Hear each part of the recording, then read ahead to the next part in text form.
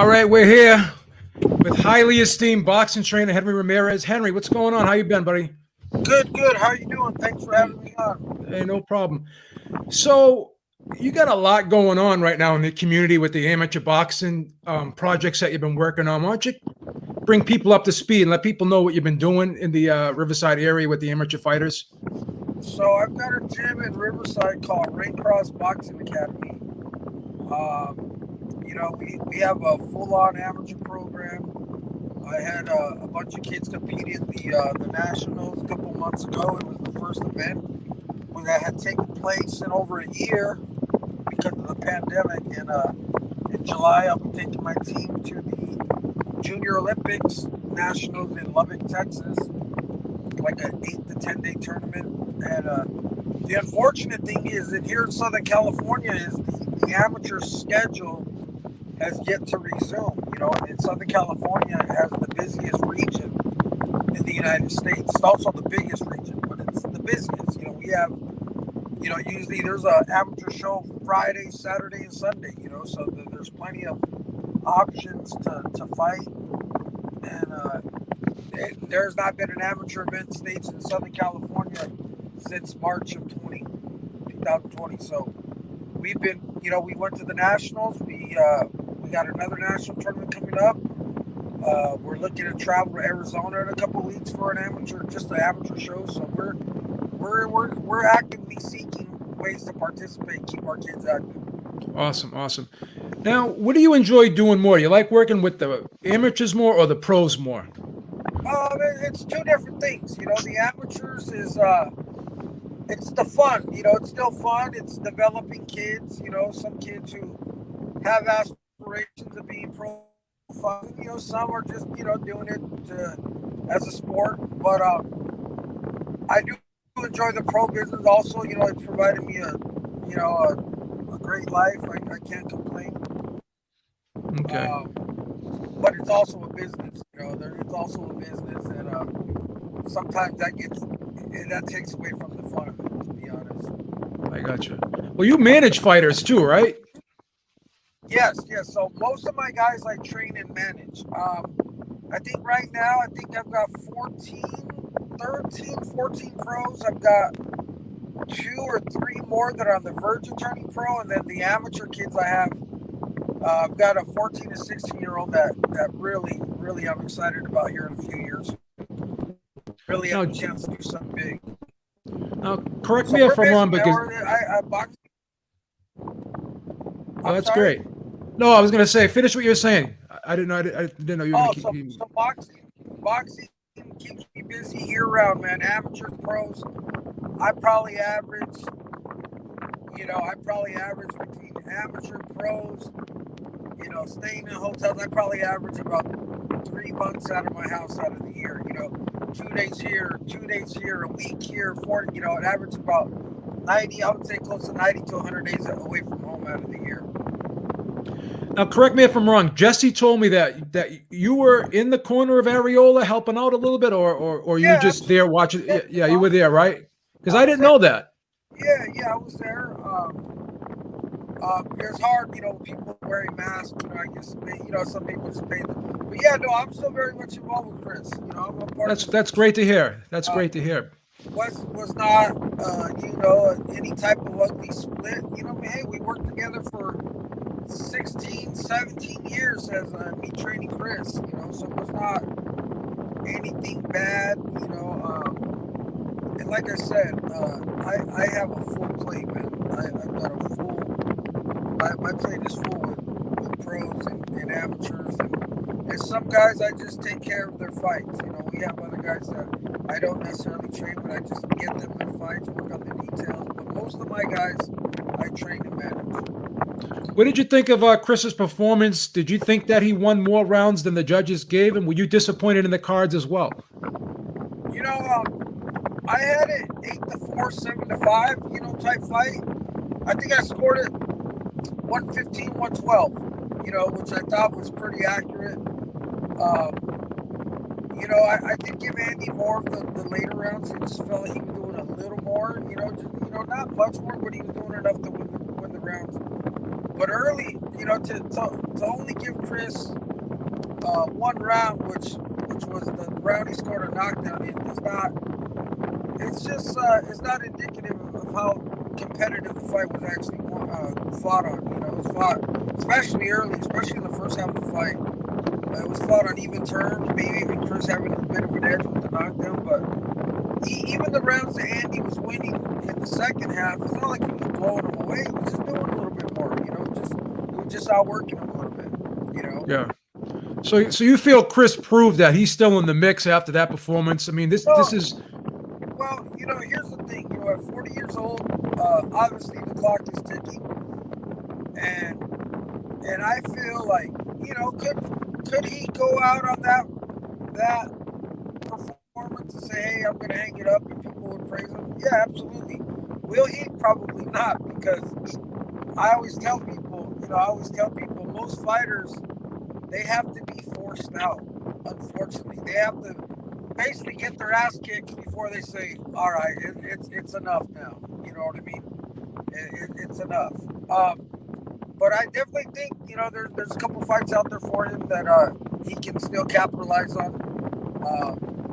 Andrew Ruiz is considered top probably 3 to 5 heavyweight in the world. He was right there with them, especially first half of the fight, Okay. Now I want to get a trainer's perspective about this question I'm going to ask, because I get aggravated when I hear fans criticize fighters when they're really seriously injured in a fight and they can't continue. And obviously we know what happened on Saturday with Billy Joe Saunders. He's catching a lot of flack. Now, even though Billy Joe Saunders, he said things about Daniel Dubois, and now it's coming back to haunt him. I'm always the type of person where, when you get injured seriously in a fight, if you continue, all you're going to do is hurt yourself more, and you're going to keep yourself longer on the shelf trying to recuperate. So certain injuries, I just think that, either the fighter should just stop, or the trainer should pull him out, or the referee and the doctor should make a decision. We hear Wilder say things like, I got to be, dragged out of there. I got to go out on my shield. What is your perspective on that? If you have a fighter that is adamant about, hey, no matter what happens to me, I want to keep continuing on. And not only that, what do you think of this criticism that these fighters get? Because I hate it when I hear these things.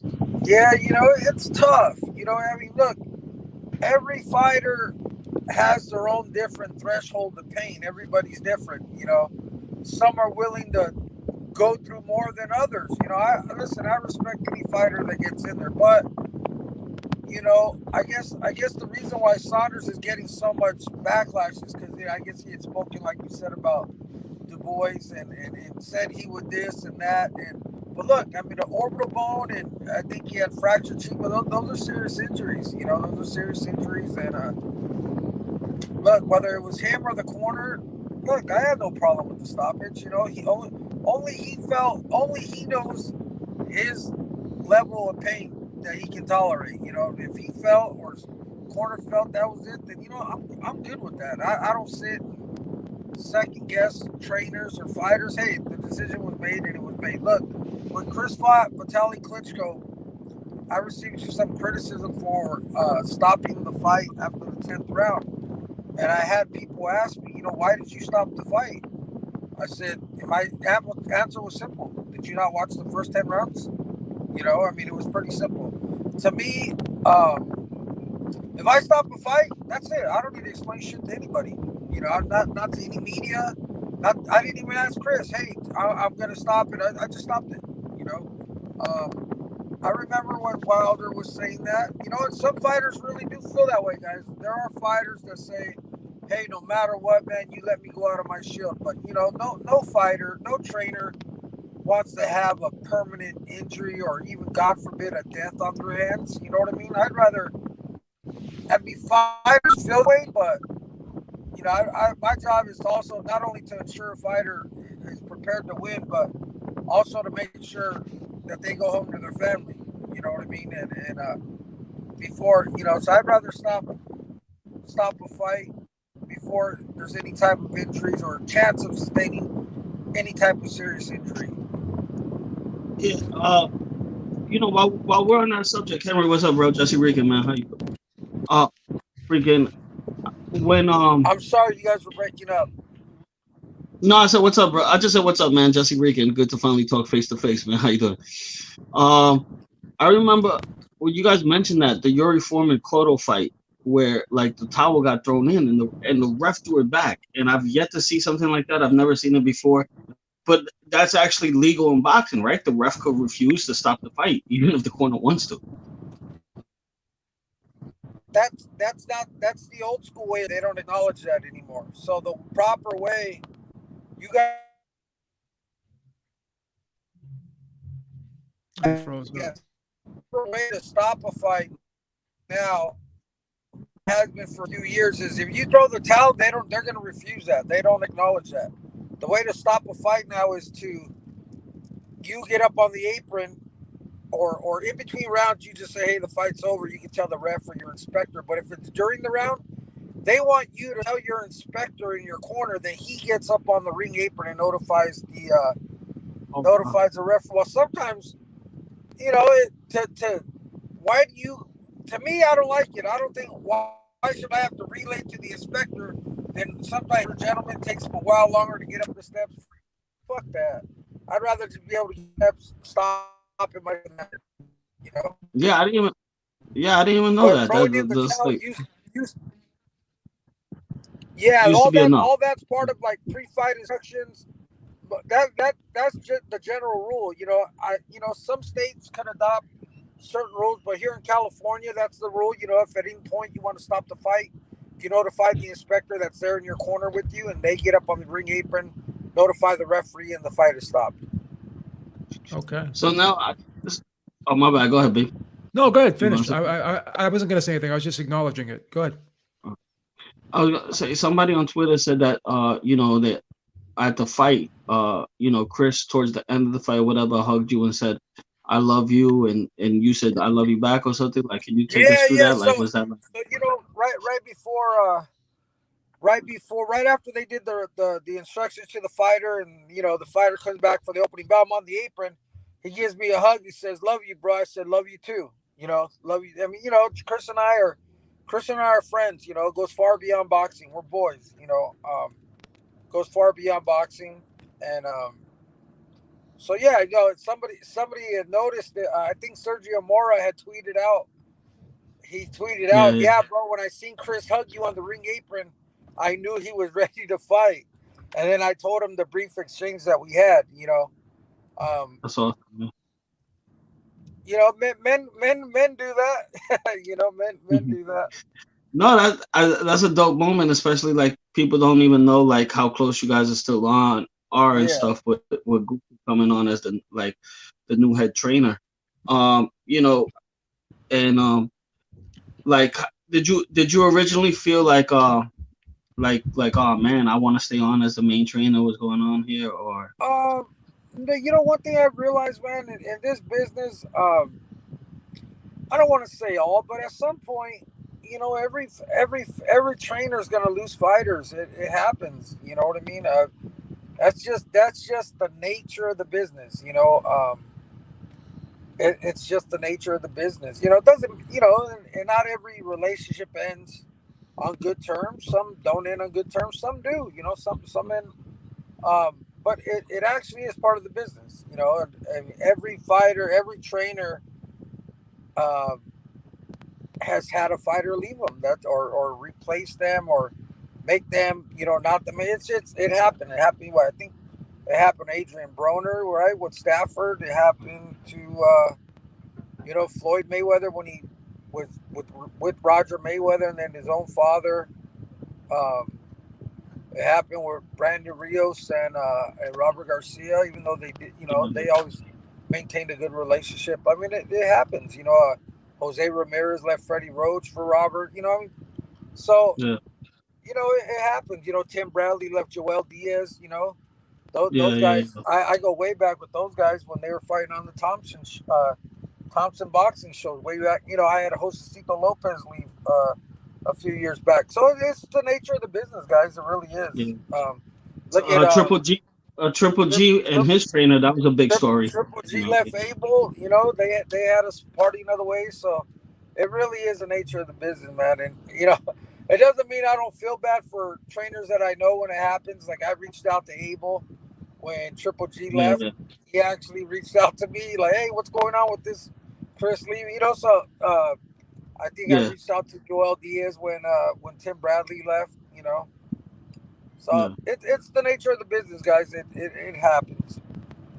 How did you and Chris meet? If I don't get Chris, if I don't have Chris's story wrong, he started off on like one of those tough man type contests or something. No, That absolutely no? nope, nope, Okay. incorrect. Chris Chris started boxing when he was 8 years old. He started training with his Okay. father. Wow. All right. Yeah, he started boxing. Yeah, he wasn't one of these guys who started boxing late. No, he'd been boxing since he was 8 years old. He was boxing to like 16 years old. Then he took 4 years completely out. Did not box and not think about boxing till the time he was 20. Started training again, won the national Golden Gloves, and then didn't fight for like amateur for about a year or so. And then I met him at the Lincoln Boxing Gym in 2000 and like around 2000. I met him, yeah, at the Lincoln Boxing Gym like 99, 2000. I actually sparred with him at one time. I actually sparred with him one time years ago. And then the trainer I was working with, a gentleman named Andy Suarez, he passed away in 2006. Anyways, him and I became his assistant. I became my trainer's assistant. And I were hanging out one night and he said, "Oh, I want you and Andy to start training me. I want you guys to start training." Well, I contacted his old coach and he was pissed, man. He was pissed. Chris hadn't fought in a year. He was still an amateur, didn't really know what he was going to do. And so about a year, maybe sometime in 2000, no, we turned Chris pro in late 2003. But I had already been training him about a year before that. We Hmm. fought. Let me tell you where he turned pro. He turned pro at the Edgewater Casino in Laughlin in a tent in the parking lot. They did. We fought in back to back months. He fought like in September of 2003, then again in October.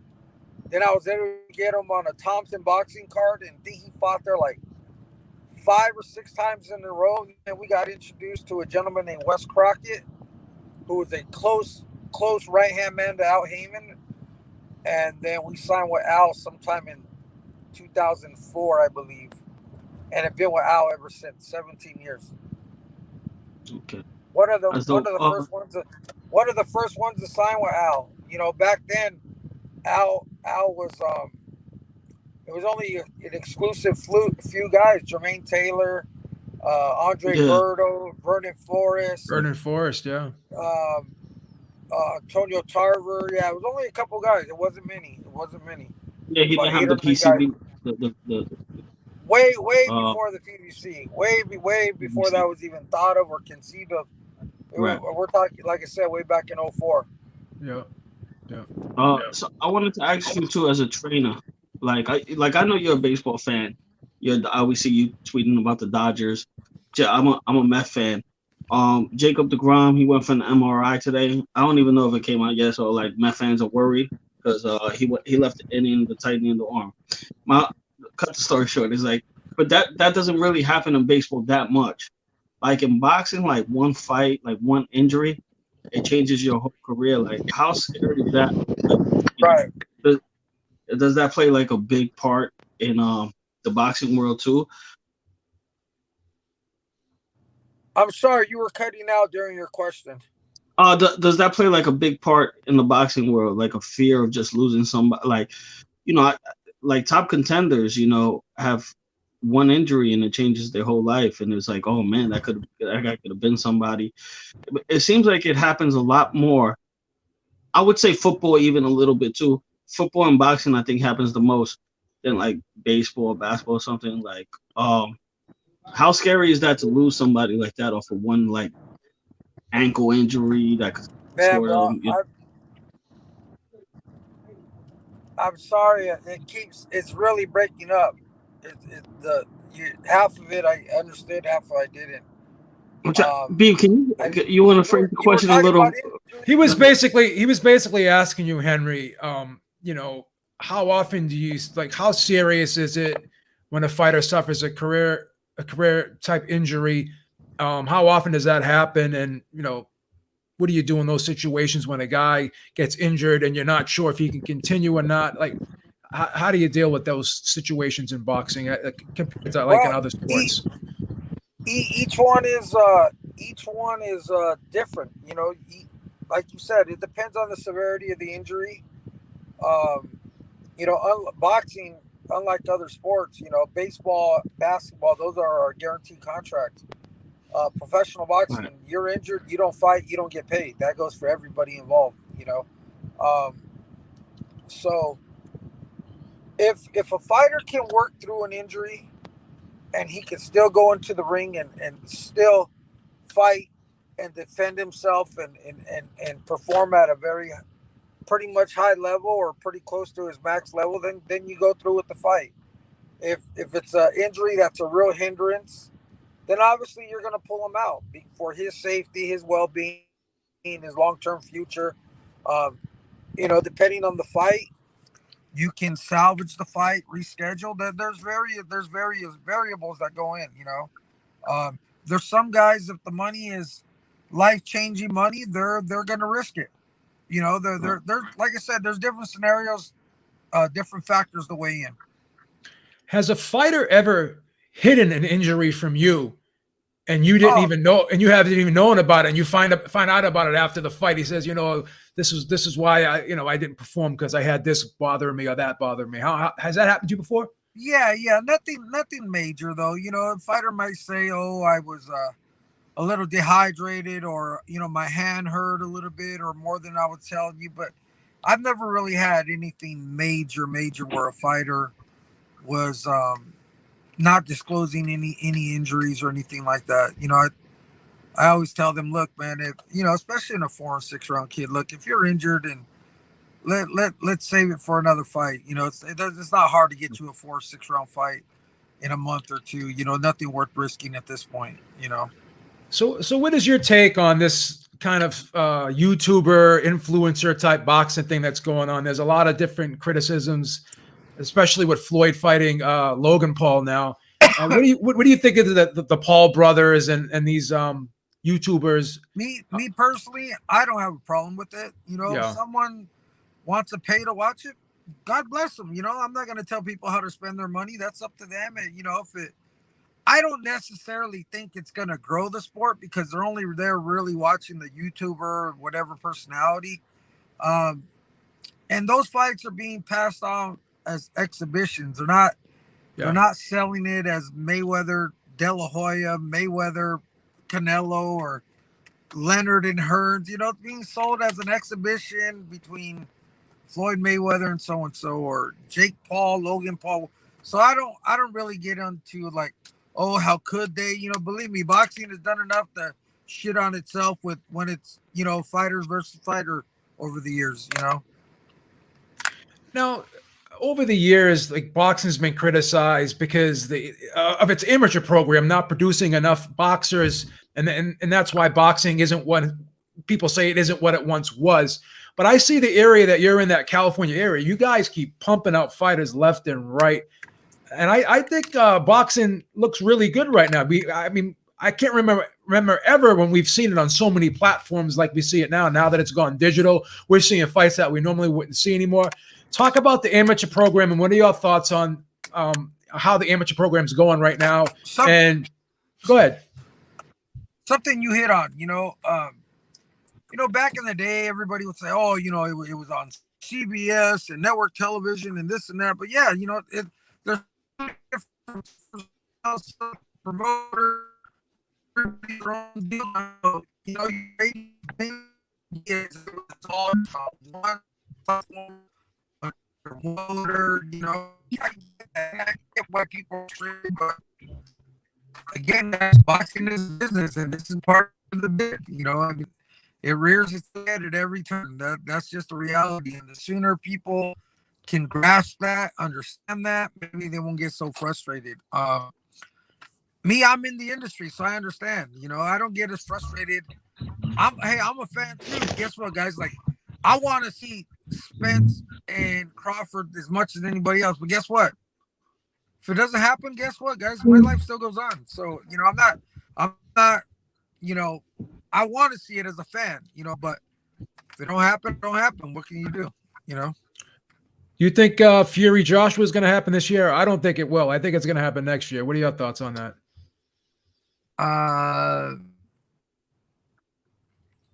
I don't know. That's it seemed like it's taking a little. I mean, I know they said, "Oh, we've agreed on this, we agreed on that." It's taking a little while longer to get something announced. Especially, I don't know what target they were talking about. I think it was the summer. So here we are in the first week of May. You were talking about the amateur thing, though. People that say boxing's dead, I would ask them to go once things are back normal again. Go to any amateur show here in Southern California, and they will see so many kids and amateur fighters looking to get matched up every weekend, man. I know It's that. a zoo. I know that. It's Yeah. a zoo. I know a lot of people in that area. I know a lot of people in that Right. area, and they say the same thing that you're saying. And like I said, man, we're seeing fights from overseas because we have these digital platforms now. We never had access like that before. So we're seeing global fights now, not just local fights. Yeah. But go ahead. I didn't mean to interrupt you. No, it's okay. Nowadays, you're getting to see damn near every fight on the card. Remember back in the day, it was only the TV fights, and then you'd have to check on back in the day, Fight News. Oh, what happened on the undercard? Well, guess what? Now you can watch the entire undercard. You don't have to wait for Fight News or boxing scene to. And the reason why I said Fight News, that's early 2000s. But back in the day, you had to wait for something on one of the boxing websites. Now you can watch pretty much every fight on the card. It'll be on at least a stream or something before the main part starts. Absolutely. All right, Jesse, you got any more questions? There are really no more hidden prospects. No more. Oh man, No. This guy's off the. If they'll find you. They find out about you pretty quick now. Yeah. No, I mean Henry looks like he landed in his destination. So salute for coming on, man. Boxing gym. Let me ask you one last question before I let you go, Henry. Is there any diamond in the rough in the Riverside area that you can talk about that you know of, or you're just still looking for that next superstar in that area? I don't believe in looking for them. I'm trying to develop them. I got you. You know what I mean? There's a difference. Good answer. I'm trying to develop them here in my gym. We've got right now I've got a lot of young pros, 9-1, 10-1, that type. I'm really excited that I've got a 14-year-old kid. He's ranked, I think he's ranked number 5 in the country right now. And I tell people he's going to be the face of Filipino boxing in the next few years here. The kid has got a shot to do major business in boxing. Big personality, and his talent is there, but I mean he's a huge personality, man. I mean huge personality. Anybody that's followed my Instagram and Facebook will be like, damn, when does Pal fight? When does Pal fight? And the kid is a big character. Well, thanks for the heads up, because I'll keep an eye out for him. Well, I want to let you get back to your work. I know you want to get in that gym and start working. I want to thank you for the time as always, and nice talking to you. And I hope everything works out, man. All right, guys. Kids. Thanks for having me on. I will talk to you guys soon. All right. Take it easy. Have a good one.